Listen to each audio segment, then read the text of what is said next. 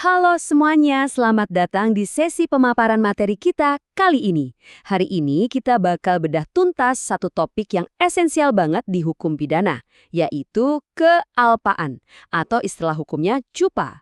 Nah, materi ini disusun langsung oleh ahlinya Bapak M. Fajrin, dosen Fakultas Hukum Universitas Muhammadiyah Pontianak, bareng asisten beliau Mas Muhammad Helmi Udayana. Yuk, langsung aja kita mulai. Oke, ini dia peta jalan kita hari ini. Kita mulai dari asas fundamental, masuk ke definisi dan unsur, gradasi kulpa, aspek kesadaran, lalu kita kaitkan dengan regulasi nasional terbaru, dan ditutup dengan referensi serta diskusi. Bagian pertama, asas fundamental kesalahan pidana, fondasi pertanggungjawaban pidana. Jadi gini, kalau kita bicara literatur hukum pidana buat minta pertanggungjawaban seseorang itu, ada satu syarat mutlak, yaitu harus ada elemen kesalahan. Seseorang tuh nggak bisa tiba-tiba dipidana cuma karena perbuatannya memenuhi unsur delik. Harus ada mens rea, semacam niat jahat atau kesalahan batin yang benar-benar menghubungkan si pelaku sama akibat dari perbuatannya. Kalian yang belajar hukum pasti udah sering banget dengar adagium ini, Geen Straf zonder Schuld, tiada pidana tanpa kesalahan. Nah, kesalahan ini secara mutlak tuh dibagi dua ya, ada kesengajaan atau dolus dan ada kealpaan atau kulpa. Buat hari ini, kita bakal fokus 100% bedah anatomi dari kulpa ini. Kita masuk ke bagian 2, definisi dan unsur kealpaan. Anatomi culpa. Terus, kulpa itu sebenarnya apa sih? Sederhananya, kulpa itu kurangnya kehati-hatian. Atau gampangnya, kecerobohan yang ujung-ujungnya nimbulin akibat pidana tanpa disengaja sama sekali. Tapi ingat ya, walaupun ancaman hukumannya ini lebih ringan dari kesengajaan, kulpa itu bukan berarti sengaja yang levelnya ringan loh. Bukan.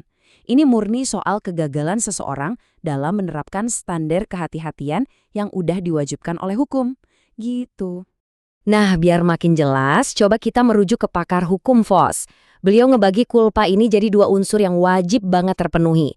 Pertama, kemungkinan pendugaan akibat. Maksudnya, si pelaku ini harusnya bisa nebak atau menduga akibat dari perbuatannya. Terus yang kedua, tidak berhati-hati. Kalau salah satu dari unsur ini nggak terbukti di pengadilan, ya otomatis unsur kealpaannya bakal gugur. Lanjut ke bagian 3, gradasi.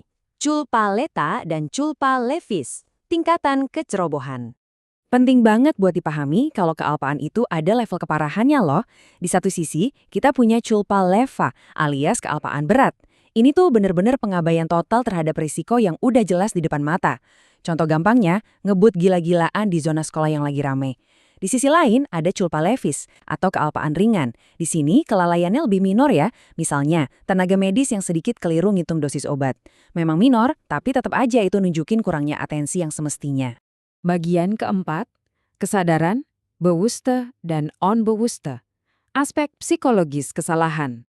Kalau kita lihat dari kacamata psikologis, ahli hukum Moderman ngebagi kealpaan ini jadi dua kategori. Pertama, bewusste culpa atau kealpaan yang disadari. Jadi pelakunya tuh sadar sama risikonya, dia bisa memperkirakan itu, tapi dia tetap hajar aja bertindak dengan harapan, semoga akibat buruknya nggak kejadian. Terus yang kedua, ada onbewusste culpa, kealpaan yang nggak disadari. Di sini, pelakunya sama sekali nggak ngebayangin akibat fatalnya bakal terjadi. Padahal nih, orang normal pada umumnya tuh harusnya bisa menduga hal itu. Kebayangkan bedanya? Sekarang, bagian kelima.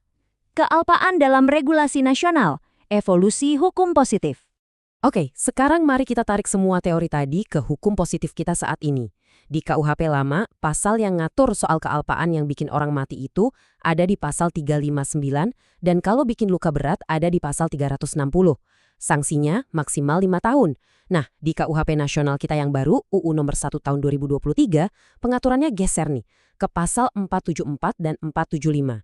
Gak cuma itu, pembuktian formilnya di sidang nanti bakal pakai koridor KUHP 2025. Terus buat sistem dendanya, itu juga udah diharmonisasi secara cermat lewat UU nomor 1 tahun 2026 tentang penyesuaian pidana. Ada satu eskalasi sanksi yang wajib banget kalian catat.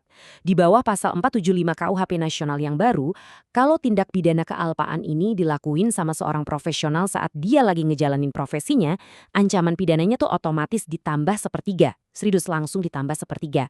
Kenapa bisa gitu? Ya masuk akal sih, karena seorang profesional kan pastinya memikul beban tanggung jawab dan standar kehati-hatian yang jauh lebih besar dibanding masyarakat awam. Bagian keenam, penutup kita. Daftar pustaka dan diskusi.